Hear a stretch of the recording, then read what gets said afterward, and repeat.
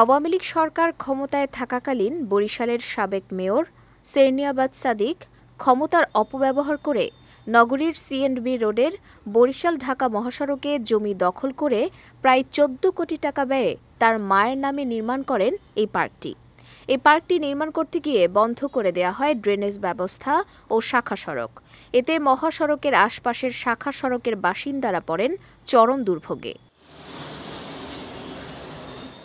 City কর্পোরেশনের তথ্যমতে নগরবাসীর কাছ থেকে আদায় করা রাজস্ব থেকে পার্কটি নির্মাণ করা হয়। আর অবৈধভাবে নির্মিত পার্কটি ভাঙার অনুমোদন হলেও সিটি কর্পোরেশন আর সড়ক বিভাগের মধ্যে সমন্বয় না থাকার কারণে আজও তা বাস্তবায়িত হয়নি। অপরিকল্পিতভাবে পার্ক নির্মাণের ফলে সড়কটি সংকুচিত হয়ে যায়, যার ফলে প্রতিদিনই ঘটছে ছোট বড় দুর্ঘটনা। অপরিকল্পিতভাবে নির্মিত পার্কটিকে বরিশালের বিষফোঁড়া হিসেবে দেখছেন সচেতন মহল। এই পার্কটা আসলে একেবারে অবিবেচক এবং বিবেকহীনভাবে তৈরি করা হয়েছে। এটাকে আমি নাম দিছি বরিশালের বিষফোঁড়া। আমি অনেক জায়গায় অনেককে বলছি যে এটা বরিশালের একটা বিষফোঁড়া, কারণ এই সরকারি জায়গায় রাস্তা দখল করিয়া এখানে এটা পার্ক তৈরি করা, এটা আসলে কোনোভাবেই গ্রহণযোগ্য না এবং যুক্তিযুক্ত না। ফলে এই পার্কটা আসলে এটা পার্ক হিসাবে না, এটা রাস্তা হিসাবেই আসলে থাকা উচিত এবং আমার যেটা মনে হয় অনতিবিলম্বে এটাকে আসলে ভেঙে ফেলা দরকার। ভেঙে ফেলে রাস্তাটার জন্য আসলে সম্প্রসারণ করা দরকার। সাবেক মেয়র সাদিক ক্ষমতার দাপটে মহাসড়কের জায়গা দখল করে নিয়মনীতি তোয়াক্কা না করেই পার্ক তৈরি করেছেন বলে অভিযোগ স্থানীয়দের। অতি দ্রুত পার্কটি উচ্ছেদের দাবি তাদের। এরকম একটা অপরিকল্পিত রাস্তার মাঝখানে পার্ক করে তারা আমাদের সাবেক যে মেয়র ছিলেন উনি ওনার মায়ের নামে নিজেদের নামে নিজেরা পার্ক করে আসলে আমাদের একটা প্রতিবন্ধকতা সৃষ্টি করেছে। এবং এখানে করছে একটা শিশু পার্ক, বাট আপনি যদি দেখেন এখানে সন্ধ্যা নামলেই সূর্য ডুবলেই এখানে বিভিন্ন রকমের মাদকের আখড়া বসে এবং গভীর রাত পর্যন্ত অনৈতিক কার্যকলাপ, যেটা বরিশালবাসীর পক্ষ থেকে আমরা খুবই হতাশ যে এরকমের একটা সিদ্ধান্ত তারা কিভাবে নিল। আমাদের দাবি হইলে পার্কটার দরকার নেই, আমাদের ফুল লাইনের দরকার। জীবনের ঝুঁকি নিয়ে এই যে শিশুরা এখানে আসে, প্রতিনিয়ত এখানে সড়ক দুর্ঘটনা হচ্ছে। কেন এটা করলো আমাদের জানা নেই।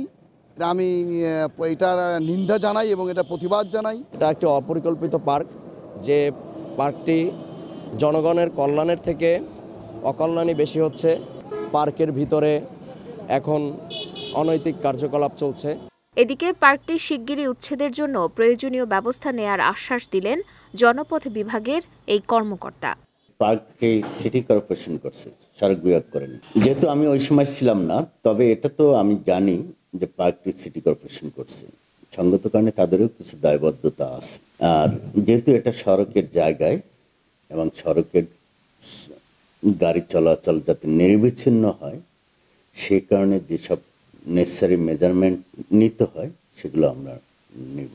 জেলা পরিষদ কোঅর্ডিনেশন মিটিংয়ে এটা নিয়ে বিশদ আলাপ আলোচনা হয়েছে এবং ওখানে একটা মিনিটস হবে, মিনিটস দেখে আমরা ওটার আলোকে অ্যাকশন নেব।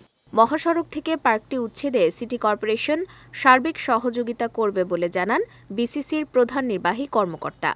এটা পার্কটা তো সর্বশেষ যে মেয়র ছিলেন তার আগের মেয়র ওনার সময় এটা হয়েছিল। এরপরে ওখানে লোকজন যাতায়াত করছে। এটা রুটস অ্যান্ড হাইট জায়গা, ওটা আসলে সিটি কর্পোরেশনের জায়গা না। বর্তমানে আমরা যারা আছি আমরা এটার মালিকানা দাবি করি না বা এর দায়িত্ব বা সংরক্ষণ আমরা কোনোটাই ব্যবস্থা করছি না। রুটস অ্যান্ড হাইট যদি এটা উচ্ছেদ করে আমাদের পক্ষ থেকে কোনো আপত্তি নেই।